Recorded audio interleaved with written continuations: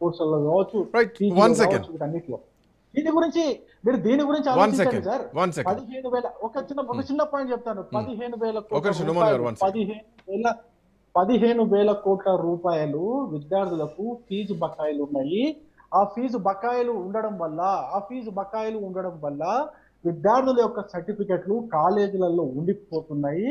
విద్యార్థులు సర్టిఫికెట్స్ తీసుకోకుండా ఎక్కడ పోయి ఉద్యోగాలు అప్లై చేస్తారు, ఎక్కడ పోయి ఉపాధి పొందుతారు, ఎక్కడ పోయి వాళ్ళు బయట పడతారు. వన్ సెకండ్ సార్, అంటే ఆ అంశం కూడా మాట్లాడదాం. ప్రస్తుతానికి మనం ఈ పర్యటన రద్దు మీద మాట్లాడదాం. పర్యటనను ఎందుకు రద్దు చేయాల్సి వచ్చింది? వైబ్రెంట్ గుజరాత్ కు ముఖ్యమంత్రిగా పనిచేస్తున్నారా, దేశానికి ప్రధానిగా పనిచేస్తున్నారా, తెలంగాణ అంటే ఎందుకంత చిన్న చూపు అన్న ప్రశ్న నిన్న ముఖ్యమంత్రి లేవనెత్తారు. ఇది తెలంగాణ మొత్తం కూడా ప్రస్తుతానికి ప్రశ్నగా ఉంది. ఒక నిమిషం, కట్ట కార్తిక్ గారు నమస్తే. నమస్కారం అండి సార్, ఒక లైన్లో ఈ అంశాన్ని ఒకసారి మనం డిస్కస్ చేద్దాం. రేవంత్ రెడ్డి పర్యటనలో మామ్దాని కానీ మయా చూడర్ లాంటి వివాదాస్పద వ్యక్తులతో సంబంధాల కోసమే ప్రధానంగా ముఖ్యమంత్రి పర్యటన ఉంది అన్నది భారతీయ జనతా పార్టీ చేస్తోంది. అందుకే మినిస్టర్ ఆఫ్ ఎక్స్టర్నల్ అఫైర్స్ ఈ పర్యటనను రద్దు చేసింది, అనుమతించలేదు.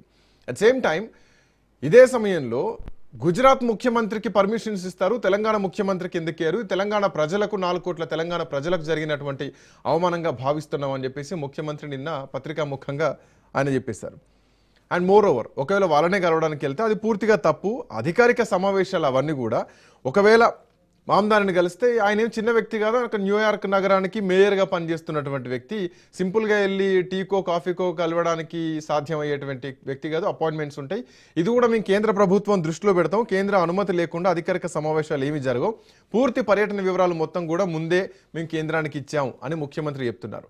బట్ మధ్యలోకి వెళ్ళిన తర్వాత లండన్ తర్వాత ఈ పర్యటన అడ్డుకోవడం, సో గుజరాత్కు పెట్టుబడులు వెళ్ళాలి, తెలంగాణకు అన్యాయం జరగాలి అన్నది నిన్న ముఖ్యమంత్రి ఎక్స్పోజ్ చేస్తున్నటువంటి అంశం. సో దీనిపైన అంటే ఎట్లా చూడాలి? అంటే ఇది జనాల్లోకి వెళ్ళిపోయింది. తెలంగాణ అస్తిత్వానికి ఆత్మగౌరవానికి తగినటువంటి దెబ్బగా ఆయన చిత్రీకరిస్తున్నారు. ఎట్లా చూడొచ్చు కార్తిక్ గారు? నేనేమంటానంటే, రాష్ట్రాలైనా పార్టీలైనా పదవులైనా మన దేశం లోపల, మన దేశం నుంచి బయటికి పోతున్నప్పుడు భారతీయత, కాంగ్రెస్ బీజేపీ రాజకీయ గొడవ అంటే మన దేశం లోపల, మన దేశం దాటి అమెరికా వెళ్తున్నప్పుడు రేవంత్ రెడ్డి గారు భారతదేశ ప్రతినిధిగా పోతున్నట్టు, కాంగ్రెస్ పార్టీ ప్రతినిధిగా పోతున్నట్టు కాదు, భారతదేశ ప్రభుత్వ ప్రతినిధిగా పోతున్నట్టు.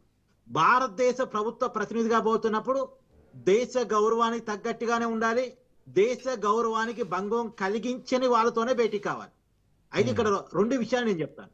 అసలు రేవంత్ రెడ్డి గారు ఎవరిని కలుద్దాం అనుకుంటే కేంద్రానికి అభ్యంతరాలు ఉన్న వ్యక్తులు ఎవరు, అంటే రేవంత్ రెడ్డి గారు కలుస్తానని కేంద్రానికి అభ్యంతరాలు ఉన్న వ్యక్తులు ఎవరు, కేంద్రం అఫీషియల్ గా చెప్పాలి, బీజేపీ చెప్పడం కాదు.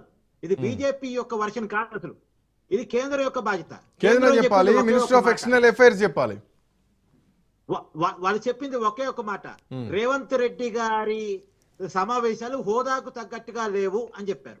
మరి ఏ సమావేశాలు హోదాకు తగ్గట్టుగా లేవు అంటే, రేవంత్ రెడ్డి గారు అక్కడ ఎవరిని కలవబోతున్నారు, అక్కడ ఎవరిని కలవటం అనేది రేవంత్ రెడ్డి గారు హోదాకు తగ్గట్టుగా లేదు అనేది క్లారిటీ కేంద్రం నుంచి రావాలి, బీజేపీ వైపు నుంచి కాదు, కేంద్రం నుంచి రావాలి. అది రాలేదు నిజానికి. అయితే ఇంకొక విషయం కూడా, అంటే ఇటు రేవంత్ రెడ్డి గారి వైపు నుంచి చూసినప్పుడు కూడా మందానిని రేవంత్ రెడ్డి గారు కలవాలనుకున్నారా, ఇది నిజమా కాదా, రేవంత్ రెడ్డి గారు కూడా క్లారిటీ ఇవ్వాలి.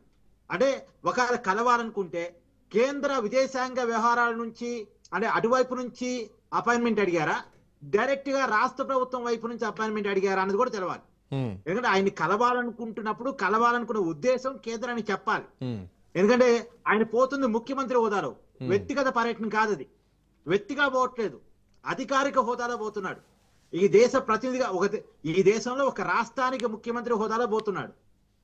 ఈ రాష్ట్రానికి, అదే ఈ దేశంలో ఒక రాష్ట్రానికి ముఖ్యమంత్రిగా అమెరికాలో ఒక నగర మేయర్ని కలుస్తున్నప్పుడు అది అఫీషియల్ టూర్ కావాలి, అది కేంద్రం నోటీసులో ఉండాల్సిందే. అంటే ఎందుకు కలుస్తున్నాడు, ఏ ఉద్దేశాలతో కలుస్తున్నాడు, అక్కడ ఏం మాట్లాడబోతున్నారు అనేది కేంద్రాన్ని తెలవాల్సిందే.